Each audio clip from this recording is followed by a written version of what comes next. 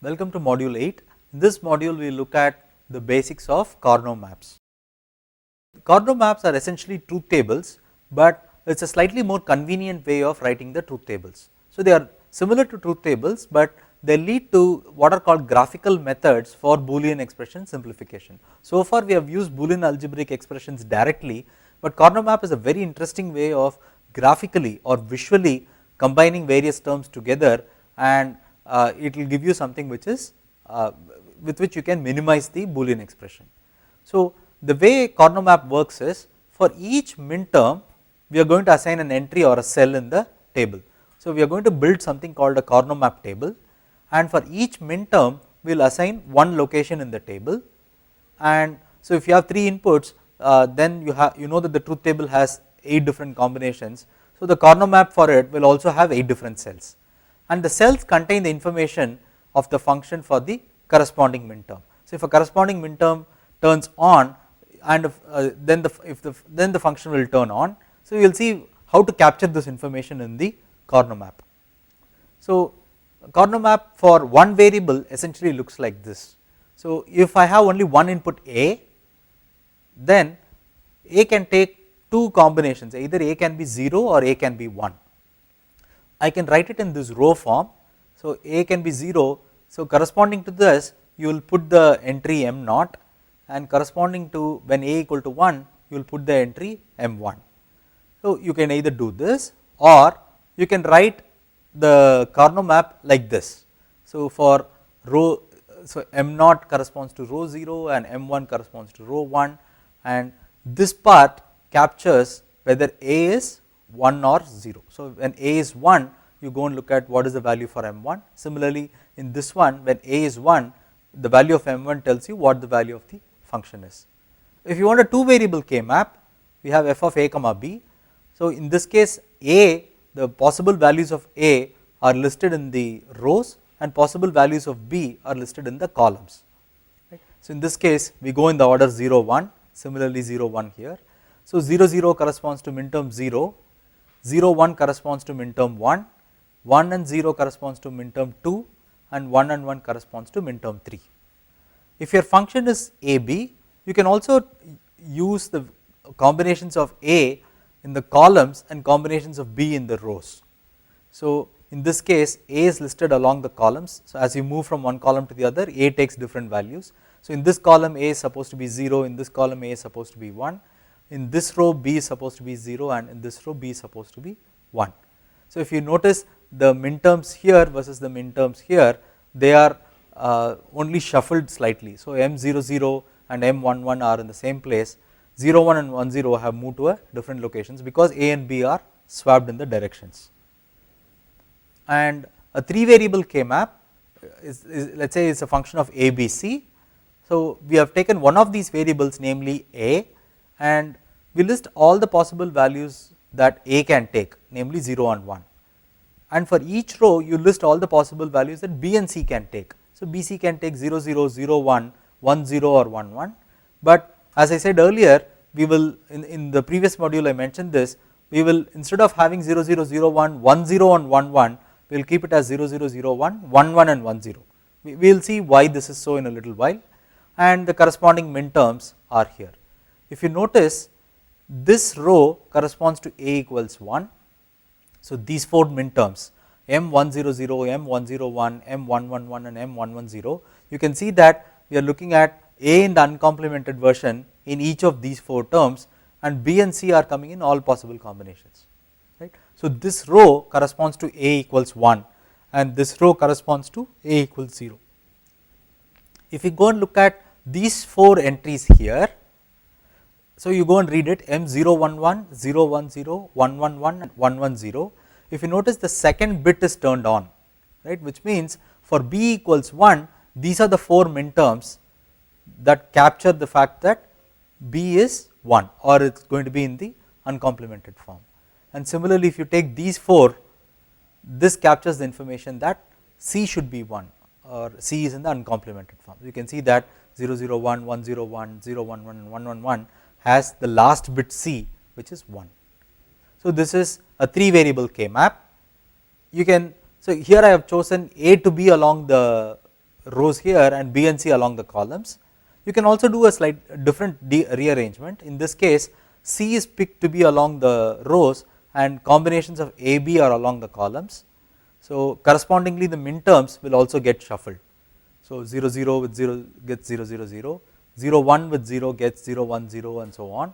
So you should not read from rows going into columns, you should read from columns going into rows, because we have fixed the order to be A comma B comma C.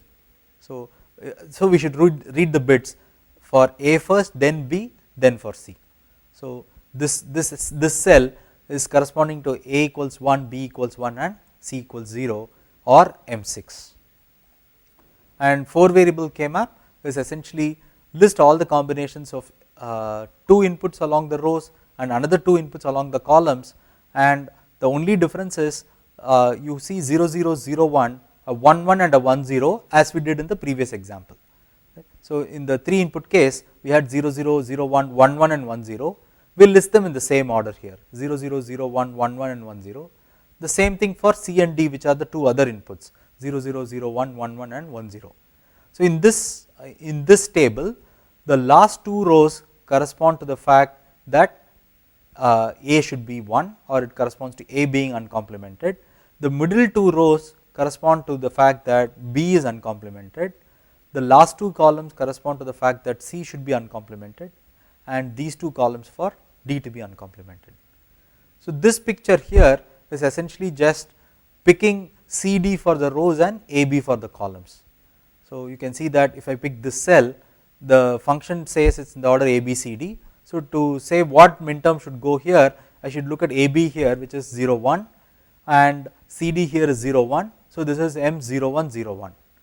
If I look at this cell here, this corresponds to A equals 1 1 and AB equals 1 1 and CD equals 0 1. So this is M 1 1 0 1. So that is what we have here. So these 2 tables are actually equivalent, only that the order in which A, B, C and D are picked are different here. Let us see why the whole thing is useful. So all this thing that I showed so far does not really help you in doing anything better. So it is only just the table rewritten in a different form. However, let us see how we can actually use K maps to simplify things. So let us start with this one, F is A plus BC plus D bar. Let us see how this thing can be represented in a table. So remember, this function is having 4 variables, namely A, B, C and D, and if I do not mention explicitly, we will keep the order always in increasing alphabetical order, A, B, C, D, X, Y, Z and so on. In this case we will assume that the function is written as A, B, C, D. I am going to take A, B along the rows and C, D along the columns. So you have A, B, the 4 possible values, C, D with the 4 possible values, with this little twist. We go 0 0 0 1, 1 1 and 1 0, similarly 0 0 0 1, 1 1 and 1 0 here.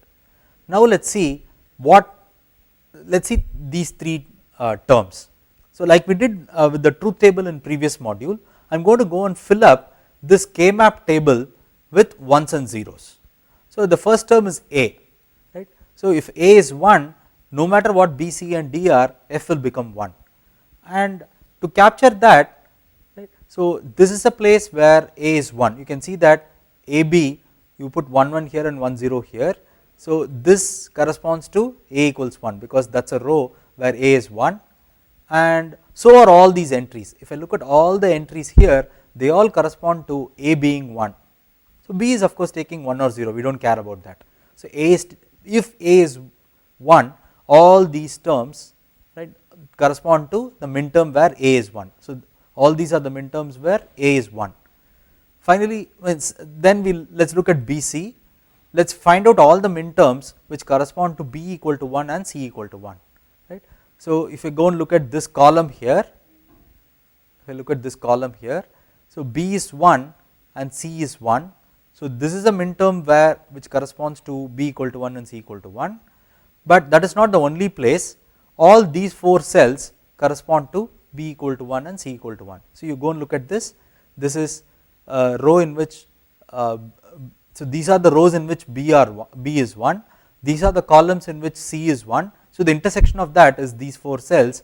So these 4 cells correspond to the fact that B and C are both 1. Finally, let us look at D bar. So if D is 0, F should be 1, right. So, wherever D is 0 we are going to mark, so we need a 1 there. So, let us see. So, if I look at this column here, we know that it is CD where C corresponds to 0 and D corresponds to 0. So, this must have a D bar, and so will this and this entry, because all of that corresponds to D being 0. Similarly, if I go and look at the last column, this also corresponds to D equal to 0. So, this corresponds to C equal to 1 and D equal to 0. We do not care about the value of C when we look at this term here. So, all those entries also become, they are all corresponding to the fact that D should be 0. Now, wherever you see something like this, so this is true when A is true, this is true when either A is true or BC is true, this is true only when BC is true, this is true only when D is 0, and so on. So, wherever you have some entry, you make all of them once, because that is what the truth table tells us. You can see that, right. So, in this, for example, in this cell A is 0, so this is 0, B and C are both 0, so this term is also 0. However, D is, if D is 0, this cell should get a 1. So, this is having only the information that D bar should be 1 for this cell to become 1, and in this specific case D bar is actually 1. So, wherever we have some entry, we make all of them once. We do not need the sum terms we do not need the product terms anymore, we can drop it. All the terms that are not there, they become zeros. So, these 3 entries are zeros. So, if I go and write the truth table for this function, it will have 2 power 4 or 16 rows. Among the 16 rows, 13 rows will have a 1, and the rows corresponding to these 3 min terms will have a 0. You try it out. So, I put it in the K-maps table, you go and put it in a regular truth table where you have 16 different rows with 4 combinations, and you will notice that min term 1, min term 3 and min term 5 will be zeros if you expand this function, alright. So, you go and try that out yourself. So, let us see how K-map is drawn. We start with, so in this example AB and CD are switched around, the same function, but AB and CD are switched around. So, first A is true for these 2 columns, then BC is true for these 4 cells, and D bar is true for these 2 rows. And we can do the same thing that we did before, wherever you have an entry you put a 1, and wherever there are no entries you put a 0. This is also a valid K-map. So, this is essentially a different way of holding the same truth table. So far what we have is, the truth tables and K-maps are not different things, they capture the same functionality, except that the truth table will have a single vector for the column. So, you will have one output vector which is the last column. However, in a K-map the ones and zeros are actually embedded inside either a square or a rectangle or something like this. So, in this case we have to pick the ordering of the inputs, and based on that we put the min terms correspondingly. Let us look at another example here, wz bar plus xy bar plus x bar, let us say that is the thing that we want to capture. So, now let us go and see where wz bar, what are the cells that correspond to wz bar. We want w to be on and z to be off, which means we have to look at the rows where w is on. So, which are the rows where w is on? These are the 2 rows where w is on, but we also want z to be 0 or z to be off. So, these are the 2 columns where z is off. So, the wz bar will correspond to the intersection of the condition where w is on, which are these 2 rows, and z is off, which are this column and the last column. So, those are the 4 terms that correspond to wz bar. Now, let us look at the middle term xy bar. For xy bar we want x to be on and y bar to be on, or x to be on and y to be off. Where is x on? X is on in these 2 rows in the middle, right. So, and we take the intersection with wherever y is off, that is this column and this column. So, the intersection of these 2 rows and these 2 columns give me these 4 cells, these cells here, that is my xy bar. Finally, x bar is these 2 rows. So, wherever you have any such term, right, you started with a blank one, wherever you have such a term you put once, and you can get rid of the actual terms that gave you that, and wherever you do not have them you can put zeros. Okay. So, in the previous slide these blank cells must get a 0. Now, let us look at some important properties of K maps. So, one crucial property and the reason why we rearrange the whole thing is because the adjacent terms in the min term differ exactly by 1 bit position. So, if you go and look at any two cells which are adjacent to each other, so you go and look at this cell and this cell, this cell corresponds to Wxyz being 0 0 0 1, this cell corresponds to Wxyz being 0 1 0 1.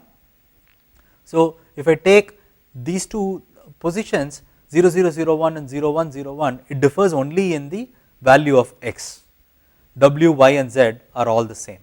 If I take let us say these two cells, right, this corresponds to the min term M1001 or M9, and this corresponds to the term 1011 or M11. So, M9 and M11 if you go and think about it, they differ in exactly 1 bit position, namely the third bit.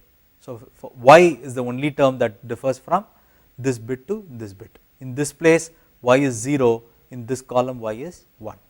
Now, if I go and look at this table here, this is Wxyz is given as a sigma of 0, 2, 3, 4 up to 11.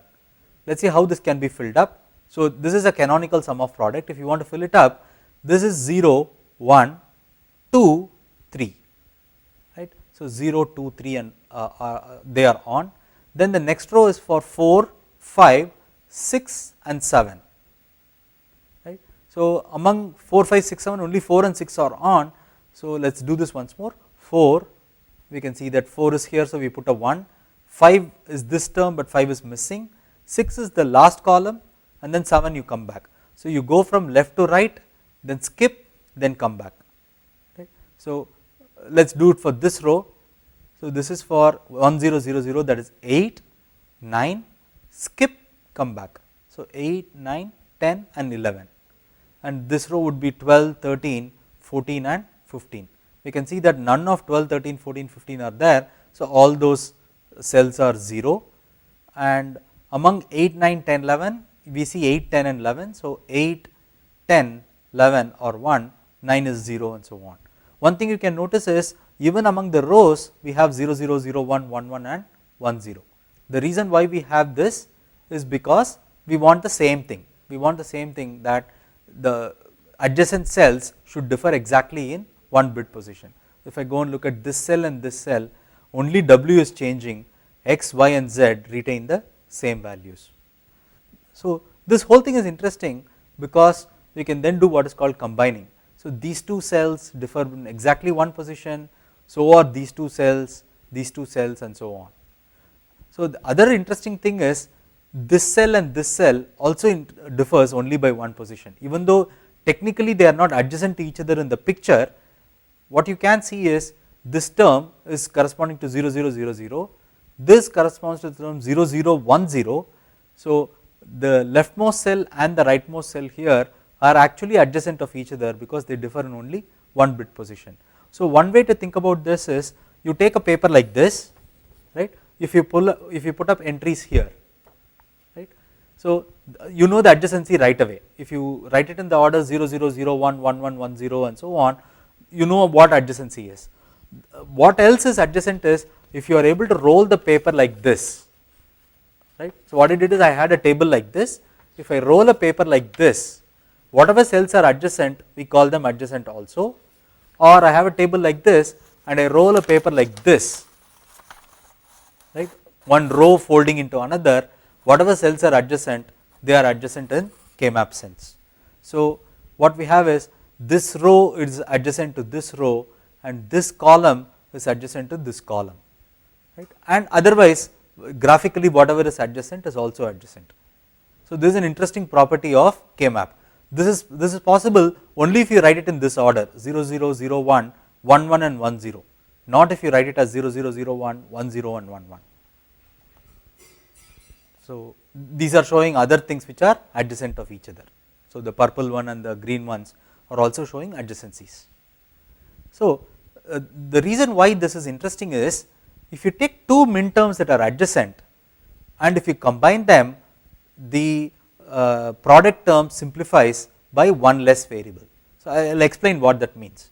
So, let us take adjacent terms now, let us take this column, right, let us take this column. Graphically we can see that these are adjacent to each other, right, this is adjacent to this. Now, let us go and write the expression corresponding to this. What is the expression for this?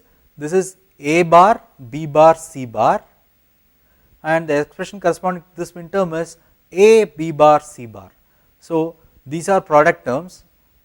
The expression which captures these two ones is A bar, B bar, C bar plus A, B bar, C bar. You can see that B bar, C bar is common.